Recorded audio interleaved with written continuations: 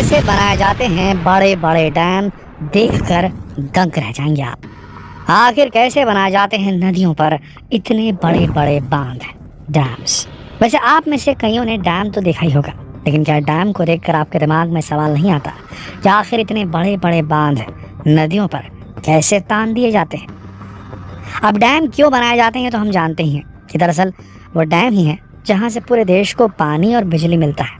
पानी इसलिए क्योंकि डैम में नदियों से लेकर बारिश तक के पानी को स्टोर करके रखा जा सकता है, और बिजली इसलिए क्योंकि हमारे देश में कई ऐसे बांध हैं जहां बिजली प्रोड्यूस की जाती है, जिसे हम हाइड्रो इलेक्ट्रिक पावर प्लांट भी कहते हैं। डैम जहां एक टूरिस्ट प्लेस का ऑप्शन भी देते हैं, वहीं ये डैम बाढ़ जैसी सिचुएशन से बचाने में भी बहुत काम आते हैं। लेकिन आज के हमारे इस वीडियो को देखकर आप समझ जाएंगे कि किसी डैम को बनाना कितना मुश्किल काम होता है। तो आइए शुरू करते हैं आज का बेहद इंटरेस्टिंग वीडियो। डैम यानी कि बांध बनाने के लिए सबसे पहले तो सरकार ये डिसाइड करती है कि इसे किस नदी या किस वाटर बॉडी पर बनाया जाना चाहिए, ताकि उसका ज़्यादा से ज़्यादा इस्तेमाल करके फ़ायदा उठाया जा सके। या फिर डैम बनाने की ज़रूरत कहाँ पर सबसे ज़्यादा है, ये पता किया जाता है। फिर इंजीनियर्स के ग्रुप उस जगह पर जाकर सर्वे करते हैं, इंस्पेक्शन करते हैं, जहाँ ये देखा जाता है कि उस एरिया की जियोग्राफिकल कंडीशन क्या है, वहाँ कितनी कैपेसिटी का बांध बनाया जा सकता है, वहाँ की मिट्टी की क्वालिटी क्या है, ताकि पता लगाया जा सके कि उस एरिया में कैसा डैम बनाया जा सकता है। जी हाँ, छोटी बड़ी कई ऐसी चीज़ें होती हैं जिसे कहीं भी डैम बनाने से पहले जांच करना ज़रूरी होता है। डैम बनाने के लिए बहुत सारे पड़ावों से भी गुजरना पड़ता है, स्टेजेस होते हैं काफ़ी, जिसमें साइट सिलेक्शन से लेकर river diversion, foundation, building the dam और पोस्ट कंस्ट्रक्शन जैसे कई प्रोसेसेस होते हैं। लेकिन हमें लगता है कि डैम कैसे बनाया जाता है, इसे जानने से पहले आपको इसके बेसिक स्ट्रक्चर को समझना होगा। तो देखिए, किसी भी नदी पर बना डैम उसे दो हिस्सों में डिवाइड कर देता है। पहले हिस्से को अपस्ट्रीम साइड और दूसरे पार्ट को डाउनस्ट्रीम साइड कहा जाता है। अपस्ट्रीम साइड वो हिस्सा होता है जहाँ नदी के पानी को स्टोर करके रखा जाता है। जी हाँ, डैम बनाकर जिस जगह में पानी को इकट्ठा किया जाता है उसे रिजर्वायर कहा जाता है। वहीं डाउनस्ट्रीम डैम का वो हिस्सा होता है जहाँ डैम के पानी को छोड़ा जाता है। वहीं किसी भी डैम का वो हिस्सा जो इसे दो पार्ट में डिवाइड करता है उसे डैम वॉल कहते हैं, जो कि कंक्रीट की बनी होती है।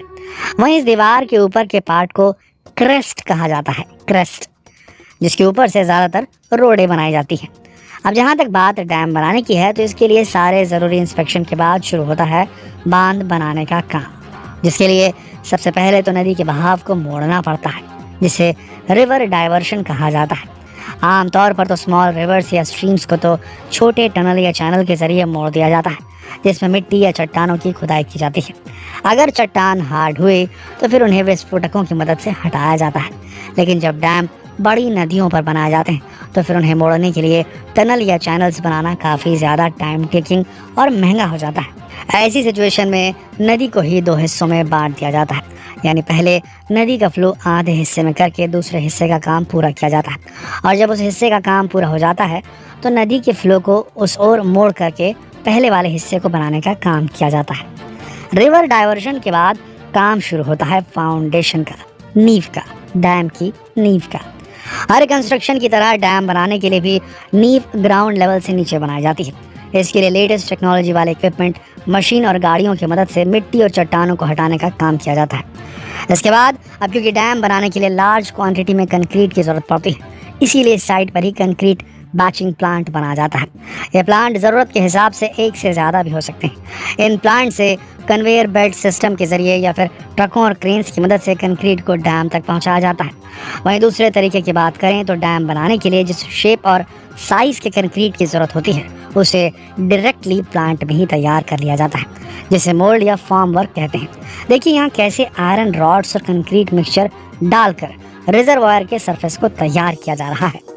कुछ ऐसे ही पूरे रिजर्वायर के स्ट्रक्चर को पहले तैयार कर लिया जाता है, फिर इसके बाद शुरू किया जाता है डैम के वॉल को बनाने का काम। इसे बनाने में काफ़ी लंबा वक्त लगता है। डैम की लंबाई और ऊंचाई जितनी ज़्यादा होती है, इन दीवारों को बनाने का काम उतना ही ज़्यादा होता है। जिसके बाद एक एक करके डैम के गेट्स, क्रेस्ट और रोड बनकर तैयार होते हैं। बता दें कि जब डैम का पूरा स्ट्रक्चर बनकर तैयार हो जाता है, फिर यहाँ काम शुरू होता है जनरेटर्स और दूसरे इक्विपमेंट लगाने का। जी हाँ, जिन डैम का इस्तेमाल इलेक्ट्रिसिटी बनाने के लिए भी किया जाता है, वहाँ कुछ और ज़रूरी स्ट्रक्चर्स और इक्विपमेंट्स भी लगाए जाते हैं। एक बार जब डैम पूरी तरह से बनकर तैयार हो जाता है, उसके बाद इसकी टेस्टिंग की जाती है, जिसमें सबसे पहले तो रिजर्वायर्स का पानी भरा जाता है। यहाँ से चेक किया जाता है कि कहीं रिजर्वायर में कोई लीकेज तो नहीं रह गई। सब कुछ ठीक रहने पर धीरे धीरे डैम के गेट्स खोलकर भी चेक किए जाते हैं कि इसकी सभी तकनीक ठीक से काम कर रही है नहीं। सब कुछ ओके हो जाने के बाद ही किसी डैम को इस्तेमाल के लिए ओपन किया जाता है। दोस्तों, आपको बता दें कि लेटेस्ट टेक्नोलॉजी का इस्तेमाल करने पर भी डैम बनाने में कम से कम 10 साल का वक्त तो लग ही जाता है। शायद आपने चीन के 3 गॉर्जस डैम का नाम सुना होगा। जी हाँ, ये डैम का नाम ही है जिसे दुनिया का सबसे बड़ा डैम माना जाता है। कहा जाता है कि चीन को इसे बनाने में पूरे 18 साल लगे थे। मीडिया रिपोर्ट्स की माने तो ये डैम 2.3 किलोमीटर लंबा, 115 मीटर चौड़ा और 185 मीटर ऊंचा है। ये डैम चीन के हुबेई प्रांत में यांगजी नदी पर बना हुआ है, जिसे दुनिया की तीसरी सबसे लंबी नदी माना जाता है, जिसकी लंबाई 6000 किलोमीटर से भी अधिक है। कहा जाता है कि इस विशालकाय बांध को बनाने में 2.5 लाख करोड़ रुपए से भी अधिक खर्च किया गया। वहीं इस डैम से जुड़ी सबसे इंटरेस्टिंग बात तो ये है कि कहा जा रहा है कि इस डैम ने धरती के घूमने की स्पीड तक को कम कर दिया है। जी हाँ, ये सुनकर आपको शौक लगेगा, लेकिन कहा तो ही जा रहा है कि इस 3 गॉर्जस डैम में इतना पानी इकट्ठा किया गया है जिससे पृथ्वी का मोमेंट ऑफ इनर्शिया इफेक्टिव हो गया है और पृथ्वी के घूमने की स्पीड कम होने से एक दिन का समय भी 0.06 माइक्रो सेकेंड्स बढ़ गया है, यानी अब दिन थोड़ा लंबा हो गया है। इसके अलावा ये भी कहा जाता है कि इस बांध के बनने की वजह से नॉर्थ और साउथ पोल भी अपनी अपनी जगह से 2-2 सेंटीमीटर खिसक गए हैं। अब इस डैम से हुए नुकसान को देखकर अब वैज्ञानिक भी हैरान है। खैर, चाइना की छोड़िए, बात अपने भारत की करें तो उत्तराखंड का ये टिहरी डैम दुनिया का 8वां सबसे ऊंचा बांध है। वहीं केरल का इडुक्की बांध इंडिया का पहला आर्च शेप डैम है, जो कि पेरियार नदी पर बनाया गया है। इतना ही नहीं, ये एशिया का सबसे बड़ा आर्च डैम भी है।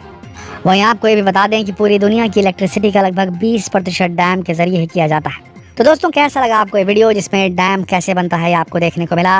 वैसे आप बताइए कि आपके इलाके का कौन सा आपका फेवरेट डैम है जहाँ आप अक्सर पिकनिक मनाने फैमिली या फ्रेंड्स के साथ जाते हैं? कमेंट में ज़रूर लिखिएगा और इस वीडियो को जितना हो सके शेयर कीजिए फेसबुक पर, व्हाट्सएप पर, यूट्यूब पर। तो फिर मिलते हैं एक और दिलचस्प वीडियो में। तब तक के लिए आप सबका इस वीडियो के अंत तक बने रहने के लिए दिल से धन्यवाद।